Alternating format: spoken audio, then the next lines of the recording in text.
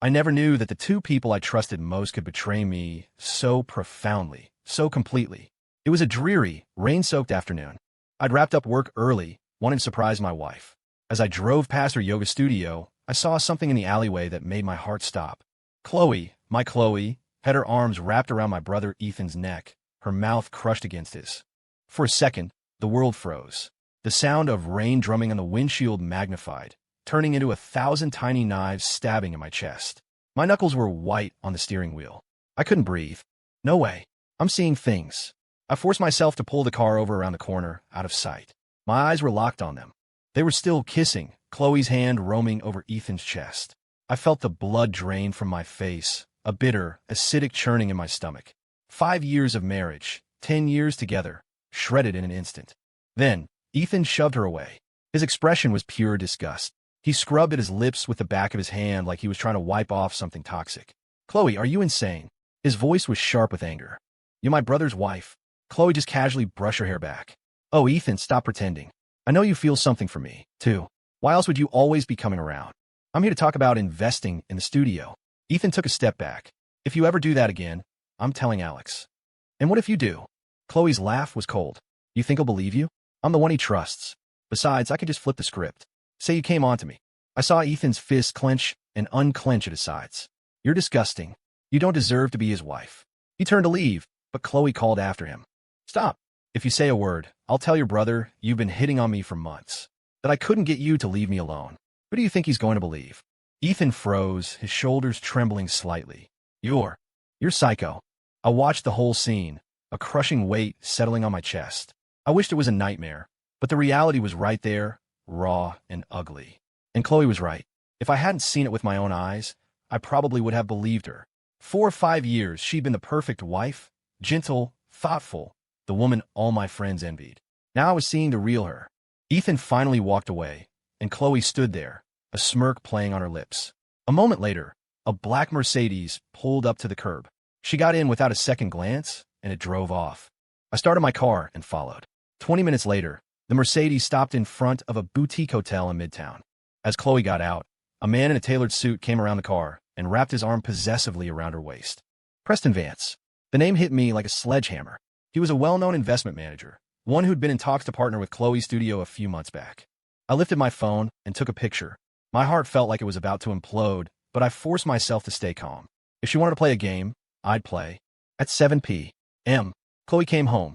She was back in character, the sweet, doting wife, setting a beautiful dinner on the table.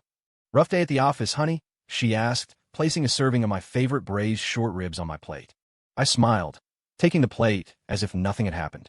I actually got out early. I was going to stop by and see you, but a last-minute call came up. Oh, what a shame, she said, her face a perfect mask of disappointment. By the way, Ethan stopped by the studio to talk about his investment. He's offering $300,000. What do you think? Should I take it? I put a piece of the meat in my mouth. It tasted like cardboard. It's your call. No, you should decide, she said, her voice soft and sweet. You know how much you care about Ethan. I wouldn't want to accept it if it puts any pressure on him. The irony was sickening. A few hours ago, she was forcing herself on him, and now she was pretending to be his caring sister-in-law. After dinner, she cleared the plates. I sat on the couch, pretending to watch the news, but in my peripheral vision, I saw her in the kitchen, texting someone, a dreamy smile on her face. The doorbell rang. I'll get it, she said, quickly pocketing her phone. It was Ethan. He looked awful. Chloe, I need to talk to my brother. I saw Chloe tense up for a split second before her composure returned. Of course. I was just heading out to grab some groceries. You two have a good talk. She grabbed her purse and hurried out the door, her exit a little too frantic. Alex. Ethan started, then hesitated. I knew what he wanted to say, but I didn't want to hear it from him. It would just make things more humiliating for both of us. Ethan, about the investment in the studio. Let's hold off. I cut in. The market's looking a little shaky. You should hang on to your cash. He looked stunned for a moment, then visibly relieved. Yeah, that's what I was thinking too. Anything else? No, that's it. He stood up but paused at the door. Alex, you have to believe me. I clapped him on the shoulder. I always have. After Ethan left, I opened my laptop and started searching for private investigators. The show had just begun, and I was curious to see just how many more surprises she had in store for me. 3 days later, the PI's first report landed in my inbox. Chloe and Preston Vance had been seeing each other for over 6 months. And it was far more than a simple affair. Preston hadn't just invested in her flagship studio. He was secretly funding her acquisition of a whole chain of them. They met at that same hotel regularly, for 2 or 3 hours at a time. But the real shocker was that Chloe had her own apartment, a luxury condo in Brooklyn Heights. She'd bought it last year. The down payment came from Preston Vance. I let out a cold laugh and filed the report away. She wasn't just cheating. She was planning to take me for everything she could in a divorce. She had it all figured out. Except for one thing, me finding out. My phone buzzed. A text from Chloe. "Hey, honey, having dinner with a few clients from the studio tonight. Might be home late." Clients? Right? I texted back. "Okay, be safe." At 9 p.m., I drove to Brooklyn Heights. Sure enough, Chloe's car was in the underground garage, parked right next to Preston's unmistakable black Mercedes. I didn't go up. I just waited. An hour later, Preston left. 20 minutes after that, Chloe drove away. The betrayal felt like a knife twisting in my gut. A slow, grinding turn. The pain was sharp, but a strange numbness was already setting in. Back home, Chloe was in the shower. I opened her closet, tucked away in the very back. I found them. Several pieces of expensive, ridiculously sexy lingerie I'd never seen before. There were also new designer handbags and jewelry, all from recent collections. Preston was clearly generous. The water shut off. I closed the closet door just as Chloe walked out of the bathroom, toweling her hair. I was lying in bed, pretending to read. "Honey, you're in bed already?" She slid under the covers, curling up against me. I put my book down and stroked her hair. "You seem tired lately. Is running the studio getting to be too much?" "It's going fine," she said with a yawn. "Thanks to you, I've got 5 locations now." "Really?" I asked, keeping my voice casual. I remember Preston Vance put up a lot of cash, right? I felt her body go rigid for a fraction of a second. Yeah, he made a sizable investment." "Well, keep up the good work," I said, turning off the bedside lamp. Don't want to let him down. In the darkness, I could feel her breathing quicken. But just as fast, she calmed herself. The next morning, I called my company's head of legal and my CFO into my office. "I want you to dig into Preston Vance. Everything you can find. The dirtier, the better," I said, handing them a file. "Also, I need a complete workup of my and Chloe's shared assets. We're getting a divorce." They both looked stunned. "Mr. Miller, you and Mrs. Miller are—" "Just get it ready," I said, a cold smile on my face. "I'm going to make sure some people walk away with nothing." Over the next week, I systematically gathered evidence. I had the PI tailing them, taking pictures of everything. I even had a GPS tracker installed in her car. Every night, I'd sit at my desk, compiling the data, logging the times and places of their meetings. It was a strange feeling. My heart was being carved out, yet I had to walk around every day acting like nothing was wrong. But I knew this was the only way to make them pay the highest possible price. That weekend, Chloe said she was going to stay with her girlfriend for a couple of days. I smiled and kissed her goodbye, then drove straight to the condo in Brooklyn Heights. At 8 p.m., right on schedule, Preston's car pulled up. As they kissed goodbye on the sidewalk, I raised my camera and fired off a series of shots. The photos were crystal clear. You could see Chloe's arms wrapped around his neck, the exact same way she grabbed Ethan. She really had a thing for that move. Just as I was about to leave, I noticed something odd. Preston got into a taxi instead of his own car. That was unusual for him. After a moment's hesitation, I decided to follow. 20 minutes later, the taxi stopped at an exclusive club just outside the city. Preston got out and went straight to a private room where a few people were already waiting. Through the window, under the dim light, I recognized one of them, Chloe's best friend, Ashley, the one she was supposedly staying with. So much for trust. The atmosphere in the room was decadent, sleazy. I took out my phone, recorded a short video, and slipped away. Back home, I opened my laptop and dove into the file on Preston Vance. The man looked good on paper, but his business was shady as hell. He was embezzling money from his investors, including the funds he'd invested in Chloe's studios. And Chloe wasn't on it. The rapid expansion, the acquisitions, it was a front for laundering his dirty money. A match made in heaven. I picked up my phone and texted Chloe. "Having a good time, sweetheart?" She replied almost instantly. "It's been great. We shopped all day. Just getting ready for bed now." I looked at the pictures of Preston in the club, his arm around another woman, and smirked. "Sleep well. Sweet dreams." Late that night, I sat on the balcony, smoking. 5 years of marriage. We'd been through so much together. She was with me through the lean years when I was starting my company, pulling all-nighters by my side. When I finally made it, she was still the same gentle, supportive wife.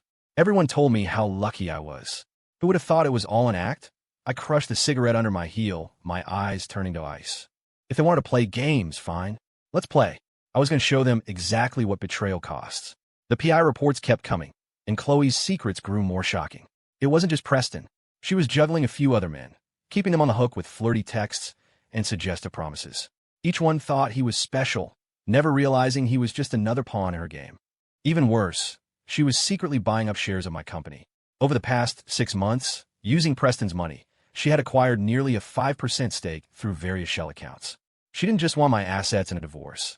She wanted to seize control of my entire life's work. Such a brilliant little schemer. I closed the file with a cold smile. Just then, my assistant buzzed. "Mr.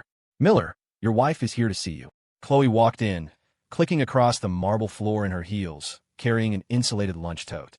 "Honey, I heard you were swamped today, so I brought you some lunch." I took it with a smile. "You didn't have to do that." "Of course I did. You're my favorite husband," she cooed, leaning against me playfully. "Eat it while it's hot. I made your favorites." I opened the container. The aroma was delicious.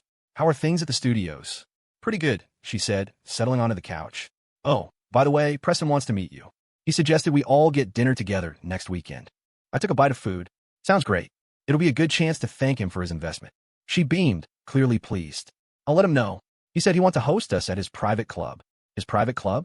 The very same place she and Preston used for their trysts. "Perfect," I said, playing the part of the loving husband.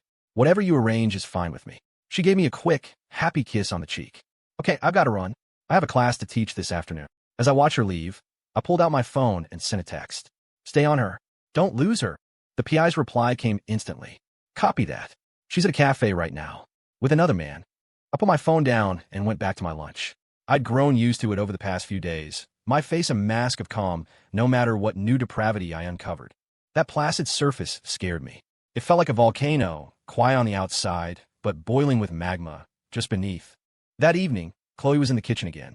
She'd been unusually domestic lately, cooking elaborate meals every night. "Honey, try these short ribs," she said, placing a piece on my plate. "I learned a new recipe." I popped in my mouth. "Delicious." "I'm so glad," she said with a sweet smile. "Oh, my parents are coming to visit next week. I was thinking we could all have dinner together." I put down my fork. "Of course. I've been meaning to see them." Her parents were good people. They always treated me like a son, bringing gifts from their hometown whenever they visited. They had no idea what their daughter had become. After dinner, we sat on the couch to watch a movie. She curled up against me, purring like a kitten. "You seem so stressed lately, honey," she whispered, gently stroking my cheek. "Do you want me to give you a massage?" I let her. "You're so good to me." "Of course I am," she murmured, her hands working expertly on my shoulders. "You're the man I love most in the world." The man I love most? Right? Later, she went to bed early. I was in my study, working when my phone vibrated. It was a new message from the PI. Chloe and Preston met again. They went to a jewelry store. I opened the attached photo. Chloe was trying on a diamond necklace. Preston stood behind her, his hands wrapped around her waist, far too intimately. Over our 5 years of marriage, I'd bought her plenty of jewelry. Every time, she'd protest that it was too expensive, that I should save my money. Turns out, she had no problem accepting expensive gifts from other men. I swiped to the next photo, and my blood ran cold. Chloe was handing a file folder to Preston. I zoomed in. The folder was stamped with my company's logo. That bitch was giving away corporate secrets. I immediately called my head of IT. "I need to know every single file Chloe Miller has accessed on our network." Minutes later, a detailed log appeared in my inbox. For the last 6 months, she'd been using her spousal access privileges to view confidential files, including sensitive data on some of our most important projects. She wasn't just trying to take my money. She was trying to destroy my company. Just then, the study door opened.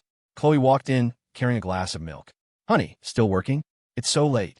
I quickly minimized the window. "Yeah, just a few things to wrap up." "Don't work too hard," she said, placing the milk on my desk. "Drink this and get some rest." I took the glass. "You're too thoughtful." After she left, I stared at the milk. How much of her kindness was real, and how much was just poison? The next morning, I had the milk sent to a lab. The results came back as I'd suspected. It contained a sleeping aid. Not a high dose, but enough to make me drowsy and less observant. All her recent doting and affection, it was all designed to keep me docile. I opened the safe in my office and took out a file. It was the divorce agreement my lawyer had prepared, with a detailed breakdown of our assets. Once I had enough evidence, she would walk away with absolutely nothing. My phone buzzed. A text from Ethan. "Alex, I need to see you." I replied, "My office." Half an hour later, Ethan was sitting across from me. He'd lost weight, and there were dark circles under his eyes. "Alex," he started, then trailed off. I poured him a glass of water. "Whatever it is, just say it." "It's Chloe." He clenched his fists. "I think she's up to something shady." I looked up at him. "What kind of something?" "I went by the studio the other day, and I overheard her talking with Preston Vance," he said, his jaw tight. "They were talking about acquiring shares in our company." My stomach dropped. Even Ethan had noticed something was wrong. "Stay out of it," I said flatly. "I've got it under control." "Alex," he shot to his feet. "You can't just let this go on. She is not a good person." Watching him, so agitated, something clicked. "There's more you're not telling me, isn't there?" He was silent for a moment, then sank back into his chair, defeated. "That day, she tried to kiss me." I feigned shock. "What did you say?" "I wasn't going to tell you," he mumbled, looking at the floor. "But I'm worried she's going to hurt you." "Alex, you have to believe me, I would never." I walked over and put a hand on his shoulder. "I know." He looked up, his eyes wide with surprise. You already knew." "I saw the whole thing," I said calmly. "I was parked across the street." "Then why?" "Because I'm waiting," I said, my voice turning to ice. "Waiting for her to show her whole hand." Ethan stared at me. "Alex, have you already?" "Go home," I interrupted. "I have a plan for this." After he left, I pulled up the latest surveillance feed on my laptop. As expected, Chloe was at Preston's private club. This time, she stayed for 3 hours. I smirked and saved the evidence. Soon, they would both pay for what they had done. That night, Chloe was on the phone when I got home. She hung up the second she heard me come in. "Honey, you're home." "Yeah," I said, slipping off my shoes. "Who was that?" "Just Ashley," she said, linking her arm through mine. "We were making plans to go shopping next weekend." I smiled. "You girls and your shopping." "You know it," she said, playfully squeezing my arm. "Oh, Preston had to reschedule our dinner. He has an unexpected business trip." "Oh," I asked nonchalantly. "Where to?" "I think he said London. For a deal," she replied breezily. "I don't know the details." I hit my smirk. I knew for a fact Preston had no trip planned. He was spending the next few days shacked up with another woman, using the money he'd siphoned from Chloe. So, the two lovebirds weren't as solid as they thought. "Well, some other time then," I said, pulling her closer. "We have all the time in the world." She snuggled against me. "You're the best, honey."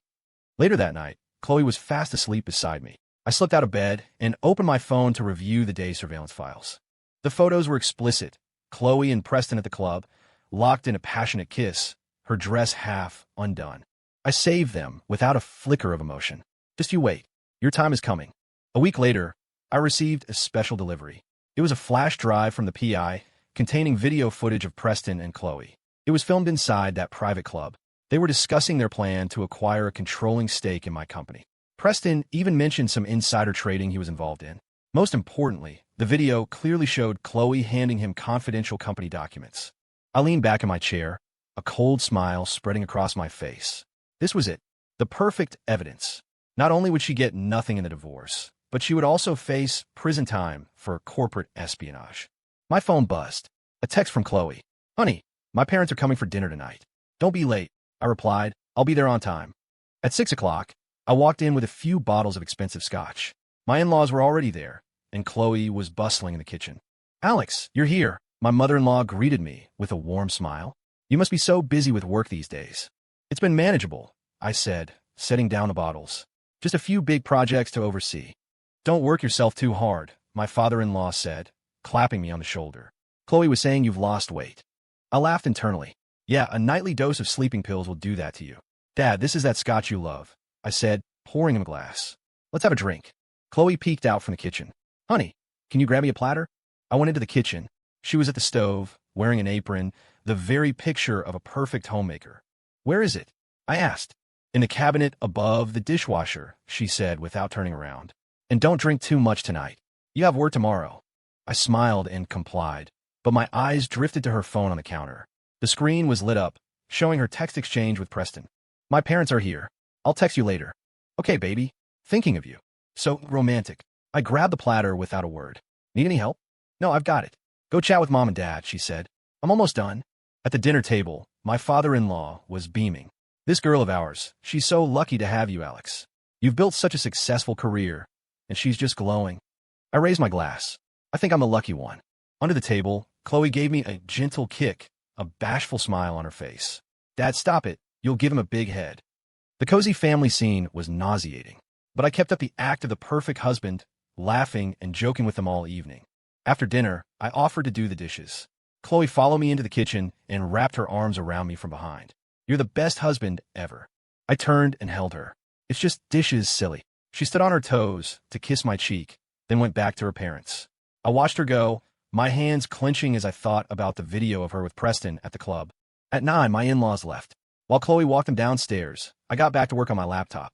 A few minutes later, she returned with a glass of milk. "Here you go, honey. Drink this and get some sleep." I took the glass. "Thanks." She leaned against my desk. "By the way, Preston wants to reschedule that dinner for next week. He said it's to thank everyone for the successful partnership with the yoga studios." I looked up at her. "Just the three of us?" "No, he's inviting some of his other investors, too," she explained with a smile. "A little networking event." I took a sip of the milk. "Sound good. It'll be great to meet some new people." She seemed satisfied with my answer. "Okay, it's a date then." After she left, I poured the milk into the plant on my windowsill. She never got tired of this little trick. Late that night, I got a text from the PI. "Chloe just met with Preston again." She gave him another file. I opened the photo. Sure enough, another one of my company's confidential folders. This woman was relentless. The next morning, I went to Preston's office. The receptionist told me he wasn't in yet and showed me to a waiting room. A moment later, a stunning woman walked in. She looked surprised to see me. "Mr. Miller." I recognized her. It was Chloe's best friend, Ashley. "Ms. Chun, it's been a while." She looked flustered. "Yes, it has. I didn't expect to see you here." Just then, Preston walked in. He stopped short when he saw us together. "Alex, what are you doing here?" I stood up. "Preston, I wanted to talk to you about a business opportunity." He glanced at Ashley. "Go to my office. I'll be right there." Once she was gone, Preston poured me a cup of coffee. "So what's this about?" I pulled a file from my briefcase. "I hear you've been getting into real estate lately." He took the file. "I've been exploring some options." "Well, I happen to have a few prime properties I'm looking to offload," I said with a smile. "I thought we could partner up." He flipped through the file, his eyes lighting up. "This is prime real estate. But worried about the price?" I took a sip of my coffee. "Don't be. I'm offering them to you well below market value." He looked at me, calculating. "What's the catch, Alex?" "No catch," I said, setting my cup down. "Just looking to make new friends in high places." He studied me for a long moment, then broke into a grin. "All right, you got a deal." As I left his building, I texted the PI. "I want a full-time tail on him. I need to know everyone he meets." The reply was quick. "Already on it. By the way, Chloe just went back to the club." I glanced at my watch. It was the exact time she was supposed to be teaching a yoga class. How ironic. She thought her performance was flawless, never knowing I was watching her every lie. When I got home, Chloe was cooking, humming a cheerful tune. "How was class today?" I asked, changing my shoes. "It was good," she said, not missing a beat with her stirring. "We got a few new members." I came up behind her. "Tired? Need a hand?" "Nope," she said, turning to smile at me. "You go relax. Dinner's almost ready." I leaned in and sniffed her neck. "New perfume." Her hand paused for a second. "Oh yeah, I bought it today." "It smells great," I said, pulling away. "Must have been expensive, though." "It was on sale," she said quickly. "It wasn't that much." I held back a cold laugh. I recognized the scent. It was the one Preston had bought for her just 2 days ago. A bottle cost thousands. No sale could explain that. After dinner, we watched TV. She snuggled against me and asked softly, "So, you want to see Preston today?" I stroked her hair. "Yeah, we talk about a new project." "What kind of project?" she asked a little too casually. "Real estate investment," I said with a smile. "Why, are you interested?" She shook her head. "Just curious." Later that night, she brought me the usual glass of spiked milk. I pretended to drink it, then told her I was exhausted and went to bed. As soon as she was asleep, I got up and went to my study. I pulled up the day surveillance footage. There they were, Chloe and Preston, kissing passionately at the club. She was wearing a sexy slip dress I had never seen. One of the new ones, I presumed. Preston's hands were all over her. I saved the video without emotion. The time was coming. I was going to make them pay. I set up a dinner with a few old friends from the industry. They were all investors who had recently been burned by Preston. "That son of a bitch, Preston." "Mr. Davis slammed his fist on the table. "How dare he embezzle our investment funds?" "Mr. I was just as furious. The worst part is he's still out there, bragging about some new huge project he's launching." I sipped my tea calmly. "Gentlemen, I might have an idea." They all turned to me. "What is it?" I slid a folder across the table. "This is a record of Preston's recent illegal activities. If this were to be reported." Mr. Davis's eyes lit up. "Yes, it's time he got what he deserves." However, I paused. We need to be strategic about this. Mr. Wright smiled. You're right, Alex. Let's play this out slowly. After the meeting, I got a text from Chloe. Honey, I have a client dinner tonight. I might be late. I replied, be safe. At 8 p.m., the PI sent me photos. Chloe was with Preston, of course, this time at a Michelin-starred restaurant. Looking at them, so cozy and intimate, an idea sparked. I dialed Preston's number. Preston, got a minute to talk? Half an hour later, we were at the club. He seemed distracted, probably eager to get back to his other engagement. Alex, what's so urgent? I poured him a drink. I've stumbled upon a major opportunity. Something I wanted to discuss with you privately. Oh, he was intrigued. What kind of opportunity? A hostile takeover of a publicly traded company, I said in a low voice. I have inside information. The stock is about to explode. His eyes gleamed. Tell me more. I handed him a file. All the details are in here. Take a look. He eagerly started reading, completely missing the cold smirk on my face. The file was a complete fabrication, but it was convincing enough to hook him. With his level of greed, he would undoubtedly use his investors' money to buy up the stock. Then, all I had to do was make one anonymous tip, and it would all come crashing down. Alex, I'm very interested in this, he said, putting down the file. But the capital required is substantial. I raised my glass. Don't you have plenty of investors? He hesitated. Well, don't worry, I smiled. I'll be putting in some of my own capital as well. That sealed it. All right, he said. Let's do it. After he left, I texted the PI. Keep a close watch on his finances. The reply came quickly. He just called Chloe. He's asking to use the yoga studio's business accounts. I laughed. Those two. One was as greedy as the other. Chloe came home at 11, smelling of alcohol. She claimed she had to drink with clients. I patiently brought her a glass of water. You should drink less next time. She leaned against me. You're the best, honey. I put my arm around her. You must be tired. Go get some sleep. Once she was asleep, I opened my laptop and drafted an email to several of Preston's key investors. The content was simple, the fake file I'd given him, plus some concrete evidence of his embezzlement. It wouldn't take long for them to get restless. The next morning, Preston called me. Alex, I've got the funds ready. I glanced at my watch. That was fast. An opportunity like this doesn't come along every day, he laughed. When do we make our move? Patience, I said. The market isn't quite right yet. After hanging up, I received a text from the PI. Preston has moved a massive amount of capital, including $30 million from Chloe's yoga studio accounts. Perfect. Now all I had to do was wait for the net to close. Chloe seemed to sense something was wrong. She'd been on edge lately, often looking like she wanted to say something, but then stopping herself. That night, she brought me the spiked glass of milk again. Honey, you've had a long day. Get some rest. I took the glass. You're being extra sweet today. She looked down. I'm always sweet to you. I took a sip. Yes, you are.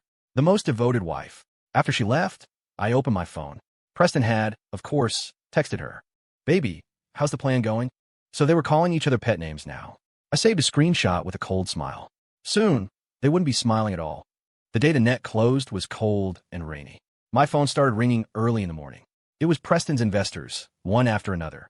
They had all received my email and were ready to pounce. That bastard Preston. Mr. Davis roared over the phone. Using our money to play the stock market. Easy, Mr. Davis, I said calmly. Let's wait. Let him put every last dollar in. Mr. I called next. Alex, the time is right. The kid borrowed over $300 million and dumped it all into that stock. I glanced at my screen, where Preston was frantically buying shares of the company I targeted. Good. Proceed as planned. I hung up and checked my phone. As expected, there was a new text from Chloe to Preston. Honey, I've transferred all the money from studio accounts. Please be careful. Preston had replied, Don't worry, baby. This is a sure thing. Once we cash out, we're running away together. Running away? I saved a screenshot, a humorless smile on my face. They really had it all planned out. Just then, my assistant buzzed. Mr. Miller, your wife is here. Chloe walked in, carrying her usual lunch tote. Honey, I brought you lunch. I smiled and took it. You shouldn't have. Of course I should, she said, sitting across from me. You've been working so hard. I worry about you. I opened the container. Work is always busy. By the way, how are the studios doing? I saw her stiffen. They're fine. Good, I said, taking a bite. Preston invested a lot of money. You wouldn't want to disappoint him. She nodded quickly. I'll manage it well. After lunch, as she was leaving, she paused at the door. Honey, I have a dinner with clients tonight. I might be home late. I didn't even look up. Be safe. The moment she was gone, I called the PI. Stay on her. Don't let her out of your sight. At 3 p.m., The market closed. The stock Preston had poured everything into had plummeted. It would continue to fall tomorrow. I opened my laptop and sent another email, this time to a few contacts in the media. It contained all the evidence of Preston's embezzlement, along with the photos of him and Chloe. It wouldn't take long for the story to break. At 8 p.m., the first headlines appeared. Prominent investor Preston Vance accused of embezzling funds. Massive financial scandal rocks Wall Street as fund manager vanishes with billions. Exclusive, Preston Vance's affair with married businesswoman exposed. Within half an hour, Preston was calling me, his voice frantic. Alex, what the hell is going on? I kept my voice calm. Preston, what are you talking about? The stock. The news. You said it was a sure thing, he screamed. Oh, that, I said with a cold laugh.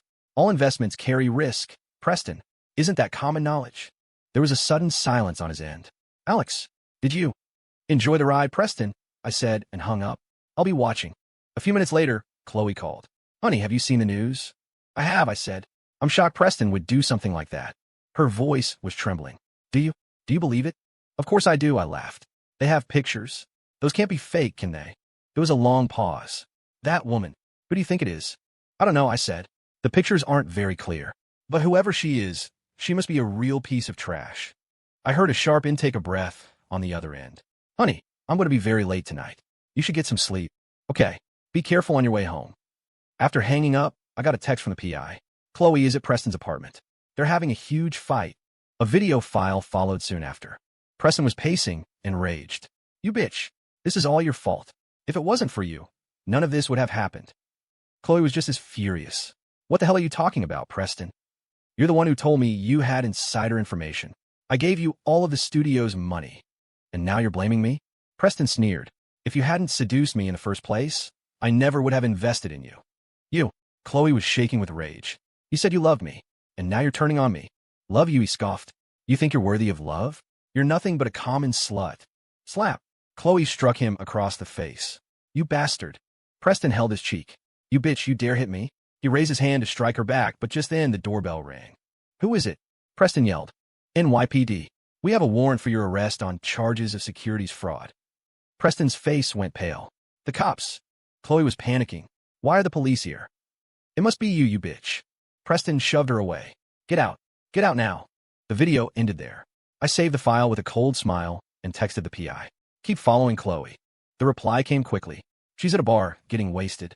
I glanced at the time. It was already 10 p.m. Preston was likely in custody by now. The next morning, the news was everywhere. Preston Vance arrested by federal agents. Fraud scheme exceeds hundreds of millions. Numerous investors wiped out. Prominent yoga studio implicated in massive financial crime. I was reading an article when Chloe walked in my office. She was pale, her eyes red and swollen. She hadn't slept. Alex, she began, her voice hoarse. Did you see the news? I looked up. I did. Can't believe Preston was capable of that. She rushed to explain. I'm a victim, too. He tricked me. He took all of the studio's money. Is that so? I asked, my voice dripping with ice. Then how do you explain this? I turned my laptop toward her. On the screen was the video of her and Preston in the hotel. Chloe's face turned ashen. That's... Still want to pretend? I snapped the laptop shut. I know everything. She fell to her knees. Alex, please let me explain. He manipulated me. I stood and walked over to her. Manipulated you? Did he force you into that hotel room? Did he force you to hand over my company's secrets? She was trembling uncontrollably. No, you whore. I grabbed a fistful of her hair. Look at these. What are these? I tossed my phone at her. The screen showed a gallery of photos. Her and Preston at the club, at the hotel, even in her yoga studio office. No, it's not what it looks like. She sobbed, tears streaming down her face. Alex, please forgive me. I know I was wrong. She scrambled forward and hugged my legs. Alex, I know I messed up. Hit me, scream at me, just don't leave me. I kick her away. Disgusting. You touched him with those hands, and now you dare to touch me? She collapsed on the floor, wailing. Alex, it was a mistake. I swear it will never happen again. I stared down at her, my voice cold. You think I'd ever believe you again? Just like you tried to kiss Ethan. Her head snapped up. You knew. I saw it all, I said with an icy smile. I was parked across the street that day. Her eyes widened in horror. Then why didn't I say anything? I laughed, because I wanted to see just how low you two could sink. She crumpled. I'm sorry. I'm so sorry. Sorry, I repeated, my voice dripping with contempt. You think sorry fixes this? She looked up at me, her eyes filled with terror. What? What are you going to do? I picked up a file from my desk and threw in her face. Divorce. No, she shrieked. I won't sign it. I can't live without you. It's not up to you. I sneered. Preston's been arrested, and your yoga studios are implicated in his fraud. You have no more moves left to make. The color drained from her face. It was you. You reported Preston. That's right, I said, towering over her. And not only that, I have evidence of you leaking company secrets. Care to find out how many years you'll get for corporate espionage? She was deathly pale. You can't do this to me. Why can't I? I shot back. When you were betraying me, did you ever stop to think about how I would feel? Suddenly, she burst into hysterical laughter. Ha ha ha. So you knew all along. All this time, you were just playing with me, weren't you? I didn't answer. Alex Miller, she screamed, her voice cracking. You're a monster. A psychopath. I pulled out my phone. Should I send these videos to your parents? Let them see what a cheap whore their daughter really is. The fight went out of her instantly. No, please don't. Then sign the papers, I said, tossing the divorce agreement back at her. Or I will ruin you so completely you'll wish you were never born. Her hand trembled as she picked up the pen. Please, just don't let my parents know. That depends on you, I said coldly. Sign it and get the hell out of my life. Through her tears, she signed her name, then stumbled to her feet. Alex, you'll regret this. Regret it? I laughed. The only thing I regret is being blind enough to marry a pathetic slut like you. She let out a scream of rage and ran out of the office, nearly colliding with my assistant. I picked up the signed papers, a cold, triumphant smile on my face. This was just the beginning. I was going to make her life a living hell. That evening, I got a text from the PI. Chloe's at a bar, completely wasted. I replied with a smirk. Keep an eye on her. A while later, another message came. She started a fight and got thrown out. Now she's just wandering the streets. I glanced at the time. It was 2 a.m. The streets were dangerous at this hour. But that wasn't my problem. She made her bed. Now she could lie in it. The next morning, the news exploded again. Preston Vance denied bail. Faces up to 20 years in prison. Investors lose over $500 million in Vance's Ponzi scheme. Exclusive. Vance's mistress identified as prominent yoga guru Chloe Miller. I was reading an article when Ethan came in. Alex, did you see the news? I looked up. I did. About that day. He began. I know everything, I said. It wasn't your fault. He looked down. I'm sorry. I should have told you sooner. It's over, I said, patting his shoulder. It's all taken care of now. He hesitated. And Chloe, we're divorced, I said coldly. What? You feel sorry for her? No, he said, waving his hands frantically. It's just. That's enough? I cut him off. This is over. We're never speaking her name again. He nodded. I understand. After he left, my phone buzzed. It was the PI. Chloe's in hospital. So she got jumped last night while she was drunk. I smirked. Good. Just then my assistant came in. Mr. Miller, Mrs. Miller's parents are here.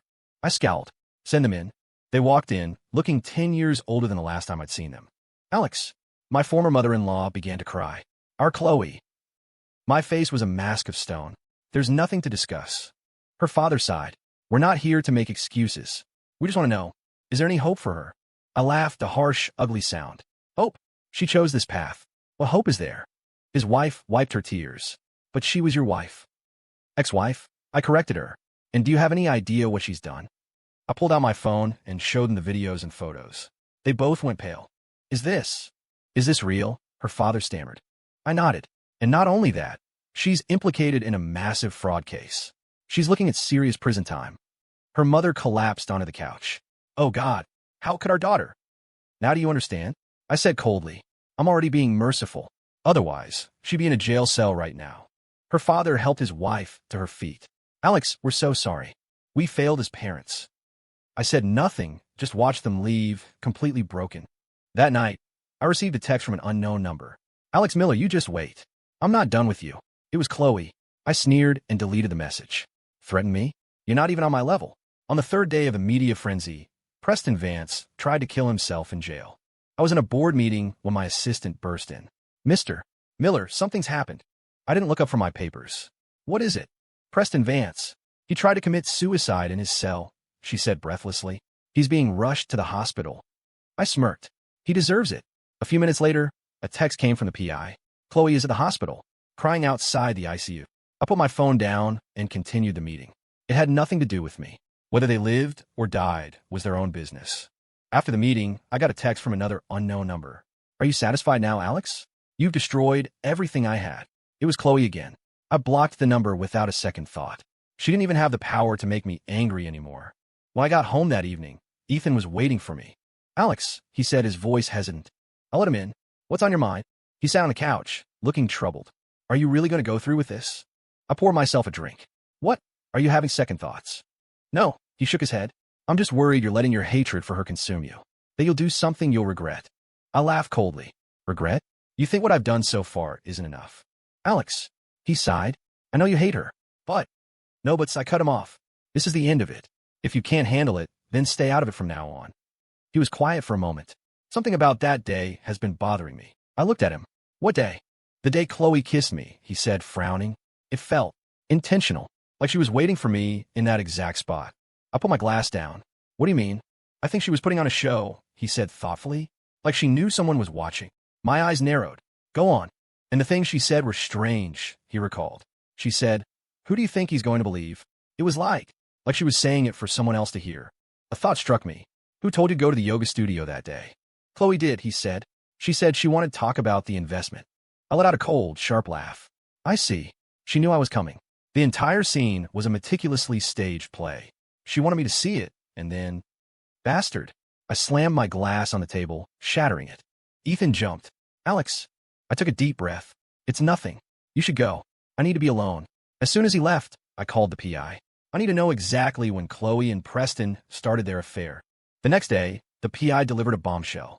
Chloe and Preston had been involved for over a year, and their plan to take over my company wasn't a recent development. It was a long-term, calculated scheme. Preston had been after one of my key corporate projects. He knew I had insider access, so he had Chloe seduce my business partners to get information. And she had agreed. I looked at the photos, my hands shaking with rage. In them, Chloe was wearing a sexy dress, flirting with my partners at a business dinner. Her smile was so sweet, so innocent, the same smile she used to seduce me. Filth. I slammed my fist on the desk. As if on cue, my assistant buzzed. Mr. Miller, your wife is here. I sneered. Let her in. Chloe walked in. She was pale and gaunt, her eyes swollen. All of her former radiance was gone. Alex, she whispered. Don't you dare call me that, I snarled. You've lost the right. She bit her lip. I know I was wrong. Please, can you forgive me? Forgive you. I pulled out my phone and shoved it in her face. Take a look at this. Who is this woman in these pictures? Her face went white. That's... You slut. I grabbed her hair. You dare to seduce my business partners. She cried out in pain. No, it's not what you think. Not what I think. I sneered. Then what is it? Did they force you? Suddenly, she broke into a wild, hysterical laugh. Yes, I'm a slut. I'm a whore. Isn't that what you wanted to see? I let her go. What are you talking about? Alex, you think I don't know? She said, wiping her tears. You found out a long time ago, didn't you? You were just waiting for me to cheat. I scoffed. You're delusional. No, I'm not, she said, her voice suddenly calm. That day, I set it up. I wanted you to see me kiss Ethan. My eyes narrowed. You admit it? Yes, I admit it, she screamed. Because I was sick of it. I was sick of your indifference. Sick of you pushing me away. I was stunned. What are you talking about? You think I didn't notice? She laughed bitterly. Starting last year, you changed. You became distant, cold. You wouldn't even look at me.